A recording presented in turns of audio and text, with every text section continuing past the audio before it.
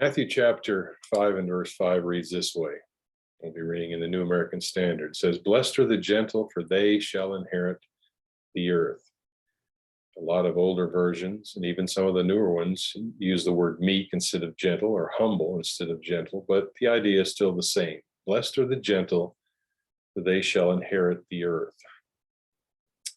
Someone asked me recently about this verse, and they were having trouble understanding it, and wanted to know if I could help them out. And I've chosen to use this lesson to kind of address that. The best way, of course, to understand a particular verse in Scripture is to look at the context, and we want to start by doing that from Matthew chapter 5 and verse 5. What we refer to as the Sermon on the Mount comes early in the ministry of Jesus, and the Beatitudes, we'll talk about that in just a moment.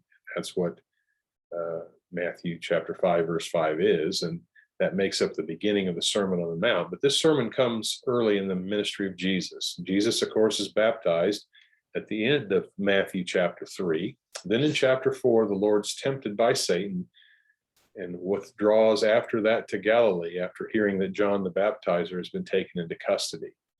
There in Galilee, Jesus begins preaching and healing and choosing the apostles he would train to carry on his mission. At the beginning of chapter 5, we read that the news of this new rabbi, Jesus, had traveled fast. Large crowds began to follow him, and Jesus takes this opportunity in chapters 5 through 7 to teach his disciples at this early stage that things are going to look and feel very different for those who claim to be his followers. Chapters 5 through 7 here in Matthew are full of countercultural ways of thinking and acting that will set the disciples of Christ apart. And nowhere is this thinking revealed better than in the opening sentences of chapter 5 and what we refer to as the Beatitudes. According to Jesus, God's blessings would come to those who interacted with the world in a very different way than many around them, especially among the Jewish leadership. Jesus is talking here. Jesus is calling for God's blessings upon people who are poor in spirit, to those who mourn and are meek or gentle, to those who hunger and thirst for righteousness and are merciful, to those who are pure in heart and peacemakers and who are being persecuted for the sake of righteousness. And once again, those are traits that someone in the first century, especially a Jew, wouldn't automatically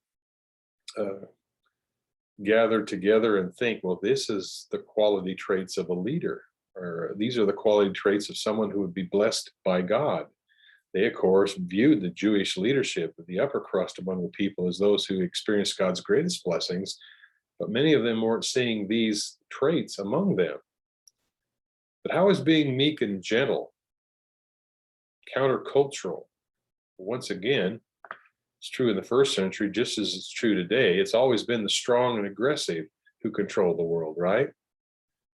Humanly speaking, it's those who are not meek and gentle who run things. Christ followers, on the other hand, will refuse to employ the popular model. Being meek or gentle doesn't mean being a pushover or not standing up for anything. I don't want you to think that. Jesus is refers to himself as being meek and gentle in Matthew chapter 11. But he was anything but a pushover. And Jesus, of course, often stood up for what was right. So you can be meek and gentle and still do those things. But being meek and gentle, biblically speaking, means that you're not going to use your position to manipulate or run roughshod over those we're seeking to influence, like many of the strong and powerful did in the day of Jesus, and again, holds true today. But it's the last part of Matthew chapter 5, verse 5 that gives pause to a lot of folks. They struggle to understand, well, what in the world does inheriting the earth mean? In the last part of our lesson here, I want to deal with that phrase and maybe shed some light on what Jesus is trying to say. Blessed are the gentle, for they shall inherit the earth. I would remind everyone, of course, that the word translated earth here can also be translated land, and likely here to a Jewish audience, Jesus is maybe thinking of it in those terms. But just a quick run through of the Beatitudes once again will show that each of the blessings listed here would resonate with a Jew who was familiar with the Old Covenant promises of God. We went through the list of those who were poor in spirit and mourning and on and on. Blessings were promised to those, but notice what the promises are. The promises include that they would have the kingdom of heaven, that they would be comforted and inherit the earth, that they would be satisfied and receive mercy, that they would see God and be called sons of God, and that the kingdom of heaven would once again be theirs, that they would be part of an elite group of people in the midst of their persecution. They would be just like the prophets before them. I assert that all of these things are pictured in the Old Testament of God's covenantal blessings for his people. Well, Christ, of course, is confirming here an ancient promise given to the faithful through David. You may be surprised to learn that this phrase in Matthew 5, verse 5 isn't the first time it's used. Throughout the Old Testament, in various places, the same idea is spoken of, and it continues to be a promise given to the faithful people of God. Here's some examples. Psalm 25, verses 12 and 13 says, "Who is the man who fears the Lord? He will instruct him in the way he should choose. His soul will abide in prosperity, and his descendants will inherit the land." There it is. For the man who fears the Lord, he will enjoy the prosperity of God and inherit the land. Then in chapter 37, or Psalm 37 rather, there's at least 5 places we read of this idea of inheriting the land. These are Psalms of David, and notice what he says. First of all, Psalm 37, verse 9, he says, "For evildoers will be cut off, but those who wait for the Lord will inherit the land." Then verse 11, "But the humble," and this is likely perhaps what the very verse from the Old Testament Jesus had in mind when he spoke Matthew 5, verse 5. Here Jesus says, "But the humble," or gentle, "will inherit the land and will delight themselves in abundant prosperity." Once again, inheriting the land and the prosperous blessings of God tied to the humble before God. Then in Psalm 37, verse 22, it says, "For those blessed by him," or by God, "will inherit the land, but those cursed by him will be cut off." Then Psalm 37, verse 29, "The righteous will inherit the land and dwell in it forever." And finally, Psalm 37, verse 34, "Wait for the Lord and keep his way, and he will exalt you to inherit the land when the wicked are cut off, and you will see it." So again, 5 times there, and in each case, inheriting the land is tied to those who, again, are righteous or wait for the Lord or seek his blessings, the faithful, if you will. A couple more places. Isaiah chapter 57, verse 13, rather. Isaiah 57:13 says, "When you cry out, let your collections of idols deliver you, but the wind will carry all of them up, and a breath will take them away." But in contrast to these idolaters, God says that he who takes refuge in me will inherit the land and will possess my holy mountain. Then Isaiah 60, verse 21, "Then all your people will be righteous, and they will inherit the land forever, or will possess the land forever, the branch of my planting, the work of my hands, that I may be glorified." So there are several places in the Old Covenant scriptures that refer to this inheriting of the land. Is inheriting the land, in this case, speaking of some specific piece of geography on planet Earth? I don't believe so. It is referring, I believe, to the spiritual blessings associated with Christ. And I think that's what Christ is talking about in Matthew chapter 5, verse 5. I would remind you all that God did fulfill the physical land promises to Israel. The Old Covenant, the Old Testament is clear about that. God gave them that physical land, and that was part of Abraham's promise early on. But by the time you reach the New Testament, when it talks about inheriting the land, it's tied to the blessings, spiritual blessings associated with Christ. And here's why I come to those conclusions. First of all, Christ is the ultimate fulfillment of the Old Covenant promises made to Abraham. Maybe you haven't thought of this before, but notice what Paul says in Romans 4, verses 13 and 14. Romans 4, 13 and 14. Speaking here of the promise to Abraham, Paul says, "For the promise to Abraham or to his descendants that he would be heir of the world was not through the law, but through the righteousness of faith. For if those who are of the law are heirs, faith is made void and the promise is nullified." Now, Christ isn't talked about there, but later in Galatians 3, verse 16, notice what Paul says again in connection with the promises to Abraham. Galatians 3:16 says, now the promises were spoken to Abraham and to his seed. He does not say, and to seeds, as referring to many, but rather to one, and to your seed, that is Christ. So once again, I think it's fair to affirm here, because the Bible affirms it, that ultimately the promises to Abraham were fulfilled in Christ. You see, Christ is the one who will inherit the land. He is the one who will have dominion over a spiritual kingdom that is unending. We see it in places like Psalm 2, verses 7 through 9. Psalm 2, in connection with the nations raging against God, it says in verses 7 through 9, it says, I will surely tell of the decree of the Lord. He said to me, you are my son, today I've begotten you. Ask of me, and I will surely give the nations as your inheritance, and the very ends of the earth as your possession. You shall break them with a rod of iron, you shall shatter them like earthenware. And again, you might say, well, I've heard that phrase, you are my son, today I've begotten you. Well, Paul, of course, affirms that these verses were speaking of Jesus. Jesus was the begotten one of God. Jesus was the one to whom God would give the nations as an inheritance. And that's important to remember here. And it's by faith, even we today become co-heirs with Christ. Again, Christ was the one who would ultimately inherit the earth, or the land, however you like to translate that. But we're promised as faithful people of God, just like faithful people of God were promised the inheriting of the land by David. Notice what is said in Galatians 3:29. Paul says, if you belong to Christ, then you are Abraham's descendants. And notice this, heirs according to promise. Speaking of the promise of Abraham. His first century readers, by faith, he says, you can be co-heirs with Christ. Romans 8, verses 16 and 17 says, the Spirit himself testifies with our spirit that if we are children of God, and if children, heirs also, heirs of God and fellow heirs with Christ, if indeed we suffer with him, so that we may also be glorified with him. Ephesians 1:18 says, I pray that the eyes of your heart may be enlightened, so that you will know what is the hope of his calling, what are the riches of the glory of his inheritance in the saints. Then, of course, in Revelation 21, verse 7, it says, he who overcomes will inherit these things.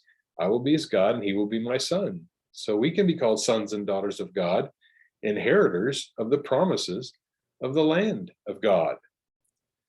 Now note, remember, Abraham himself was looking forward to having rest in an inherited land. You remember Hebrews 11, verses 8 and 9. Hebrews 11, 8 and 9 says, by faith, Abraham, when he was called, obeyed by going out to a place he was to receive for an inheritance, and he went out not knowing where he was going. By faith, he lived as an alien in the land of promise, as in a foreign land, dwelling in tents with Isaac and Jacob, fellow heirs of the same promise. So Abraham was called and went into Canaan as an alien, speaking there of the physical land that was part of that promise. But guess what? Abraham wasn't looking primarily to that land. He was looking for more, according to Scripture. Hebrews 11, a little later in the same chapter, Hebrews 11, verses 13 through 16 says this. Speaking of Abraham, as well as all the faithful people mentioned earlier in Hebrews 11, says, all these died in faith without receiving the promises. But having seen them and having welcomed them from a distance and having confessed that they were strangers and exiles on earth, for those who say such things make it clear they are seeking a country of their own. And indeed, if they had been thinking of that country from which they went out, they would have had opportunity to return. Abraham, again, was in the physical land, but he was looking for something more. And verse 16 highlights that. It says, but as it is, they, Abraham and the others, desired a better country, that is a heavenly one. Therefore, God is not ashamed to be called their God, for he has prepared a city for them.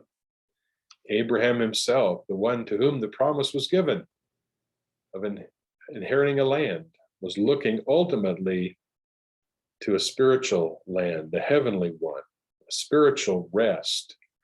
And that's an important word here. we look forward to rest in our inheritance as Christians. Let me read Psalm 95, verse 6. Rest in an inherited land. That was a promise these old covenant saints looked forward to, and we look forward to it as well. In Psalm 95, verses 6 through 11, the psalmist speaks of the old covenant people and some problems they had. It says, "Come, let us worship and bow down. Let us kneel before the Lord our Maker. For he is our God, and we are the people of his pasture and the sheep of his hand. Today, if you would hear his voice, do not harden your hearts as at Meribah, as in the day of Massah in the wilderness, when your fathers tested me. They tried me, though they had seen my work. For 40 years I loathed that generation and said, they are a people who err in their heart, for they do not know my ways. Therefore I swore in my anger, truly they shall not enter into my rest." And of course, there the idea is that rebellious generation led by Moses out of Egypt didn't get to go into the physical promised land, did they? That part of God's rest there. But that isn't the only rest that God has. There's a better rest yet. We read about that in Hebrews chapter 3, verses 14 through chapter 4, verse 11. This is a lengthy reading, but follow along and pay attention to this idea of rest in an inherited land. Hebrew writer says, chapter 3, verse 14, "For if we have become partakers of Christ, if we hold fast the beginning of our assurance firm to the end," so the Hebrew writer is encouraging these first century believers to be faithful. "While it is still said," verse 15, "Today, if you hear his voice, do not harden your hearts as when they provoked me." Where is he quoting from? Just what I read in Psalm 95, verses 6 through 11, talking about the rest of God. "For who provoked him when they had heard? Indeed, not all those who came out of Egypt, led by Moses." And that's true. Psalm 95 referred to those rebellious Israelites. "And with whom was he angry for 40 years? Was it not with those who sinned, whose bodies fell in the wilderness?" And the answer is yes. God was angry with that generation. They didn't go in to the rest in the promised land. Verse 18 says, "And to whom did he swear that they would not enter his rest, but to those who were disobedient?" So we see they were not able to enter because of unbelief. "Therefore," chapter 4, verse 1, "let us fear it, while a promise remains of entering his rest." You see, there is still a rest yet. That physical land of Israel, the promised land, wasn't the ultimate rest of God. "Therefore, let us fear if, while a promise remains of entering his rest, any one of you may seem to come short of it. For indeed, we have had good news preached to us, just as they did also. But the word they heard did not profit them, because it was not united by faith in those who heard. For we who have believed," the Hebrew writer speaking to his group in that first century generation, "for we who have believed enter that rest, just as he has said, as I swore in my wrath, they shall not enter my rest, although his works were finished from the foundation of the world. For he has said somewhere concerning the seventh day, and God rested on the seventh day from all his works. And again in this passage, they shall not enter my rest. Therefore," notice verse 6 of chapter 4 of Hebrews, "Therefore, since it remains for some to enter it, and those who formerly had good news preached to them failed to enter because of disobedience, he again fixes a certain day, today, saying through David," again, Psalm 95, verses 6 through 11, "saying through David, after so long a time, just as he said before, today, if you hear his voice, do not harden your hearts." And notice this, verse 8, "For if Joshua had given them rest, he would not have spoken of another day after that." Did Joshua take them into the promised land physically? Yes, they entered that physical rest. But here the writer says, "For if Joshua had given them rest," and here in the idea being what God ultimately intended for the faithful, "he would not have spoken of another day after that." God's speaking of another day of rest. So here's key, verse 9 of chapter 4. "So there remains a Sabbath rest for the people of God." There remains, present tense, first century.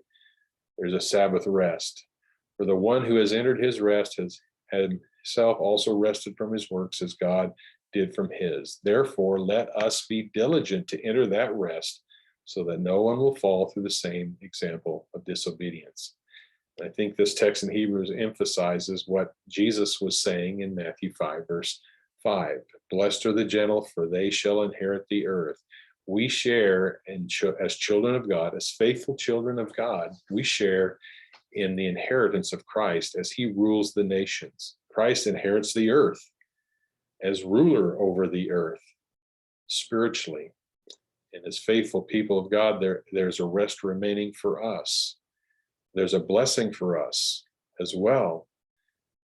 If we conduct ourselves in a gentle way, if we have the attributes of faith that God calls us to have, then we shall inherit this inherited land of rest of God. Speaking of a heavenly rest, the city of God without foundations that Abraham was looking forward to. So I hope that helps. That seems to make sense of the context to me. Again, not speaking here at all of inheriting a physical land anymore. God fulfilled all of those promises, but there is yet a Sabbath rest for the people of God, and every person of faith can share in that inheritance. I hope that's encouragement to you. God bless as you seek to live faithfully and can inherit that promise as well.